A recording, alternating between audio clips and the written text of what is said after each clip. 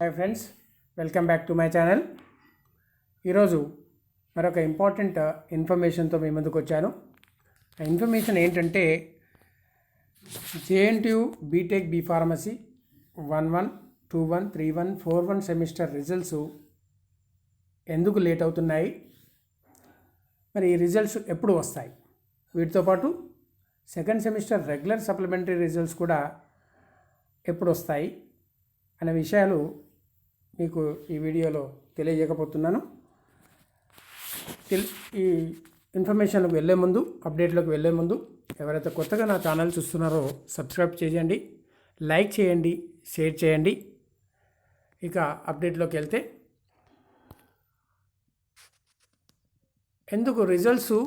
ఎందుకు డిలే అవుతున్నాయి అంటే దీనికి 2-3 కారణాలు ఉన్నాయి.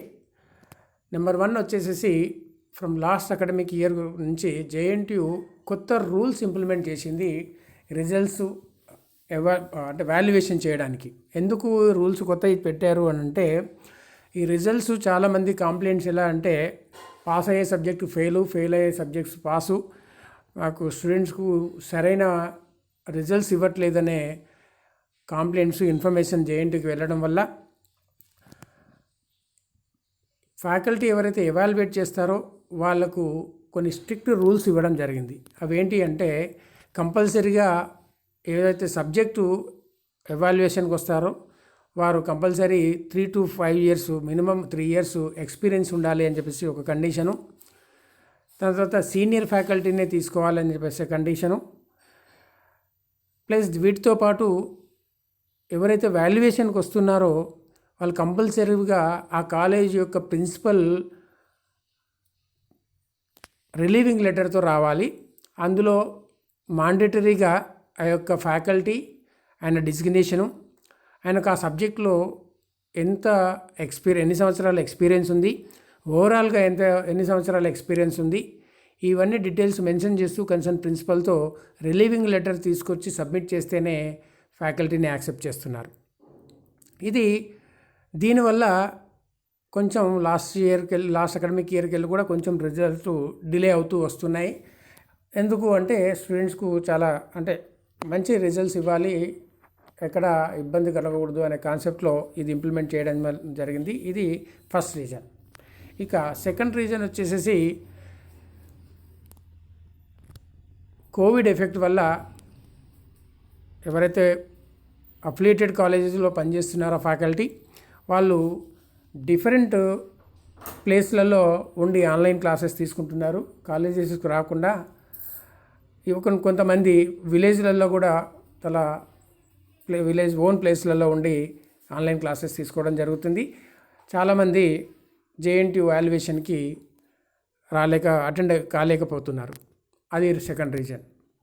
థర్డ్ రీజన్ వచ్చేసేసి ఇక్కడ ఉన్న ఫ్యాకల్టీ కూడా కోవిడ్ వల్ల జేఎన్టీయూ వాల్యుయేషన్కి వెళ్తే ఎక్కడ కోవిడ్ అటాక్ అవుతుందో అనే భయంతో వెళ్ళట్లేదు. ఎందుకు అంటే అక్కడ మాస్ గ్యాదరింగ్ ఉంటుంది, చాలామంది ఎవాల్యుయేటర్స్ వస్తూ ఉంటారు, పోతూ ఉంటారు.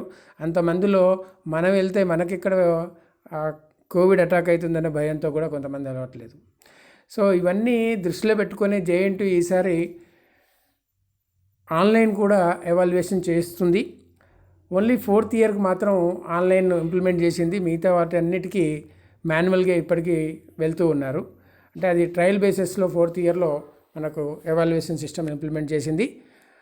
దానివల్ల 4th ఇయర్ రిజల్ట్ త్వరగా వచ్చాయి. ఈవెన్ 4 to అడ్వాన్స్ సప్లిమెంటరీ కూడా మనకు నిన్ననే ఇవ్వడం జరిగింది. ఇవన్నీ రిజల్ట్స్ డిలే కావడానికి. ఇక రిజల్ట్స్ ఎప్పుడు వస్తాయి అంటే, ఈ రోజుకి వెళ్ళి వితిన్ 1 వీక్లో ఆల్ ఫస్ట్ సెమిస్టర్ రిజల్ట్స్ అంటే 11, 21, 31, 41 రిజల్ట్స్ వితిన్ 1 వీక్లో వస్తాయని నాకున్న కాన్ఫిడెన్షియల్ ఇన్ఫర్మేషను. ఇక సెకండ్ సెమిస్టర్ రిజల్ట్స్ ఎప్పుడు వస్తాయి అని అంటే ఆఫ్టర్ ఫెస్టివల్ అని చెప్పేసి అంటున్నారు. ఇప్పుడు ఇంకా చాలా వాల్యుయేషన్ చేయాల్సినవి ఉన్నాయి. అవి అయిపోయిన తర్వాత ఆల్మోస్ట్ ఆల్ ఫెస్టివల్ తర్వాత మాత్రమే ఆ రిజల్ట్స్ రావచ్చు అనే ఇన్ఫర్మేషన్ నాకు రావడం జరిగింది. అది మళ్ళీ ఎప్పుడు వస్తాయి అనేది మీకు ఒక పర్టికులర్ డేట్స్ కానీ అవన్నీ మీకు కంపల్సరీగా చెప్తాను. ఇప్పుడు మాత్రం ఈ ఫస్ట్ సెమిస్టరు ఈ రోజుకి వెళ్ళి మేబీ రేపు రావచ్చు, ఎల్లుండి రావచ్చు. వితిన్ 1 వీక్లో మొత్తం ఫస్ట్ సెమిస్టర్ రిజల్ట్స్ రిలీజ్ చేస్తారని చెప్పేసి నాకున్న ఇన్ఫర్మేషను. ఇది ఈరోజు అప్డేటు. మరొక అప్డేట్తో మళ్ళీ వస్తాను. అంటిల్ దెన్ ఎవరైతే నా వీడియో చూస్తున్నారో లైక్ చేయండి, షేర్ చేయండి, సబ్స్క్రైబ్ చేయండి. Bye bye.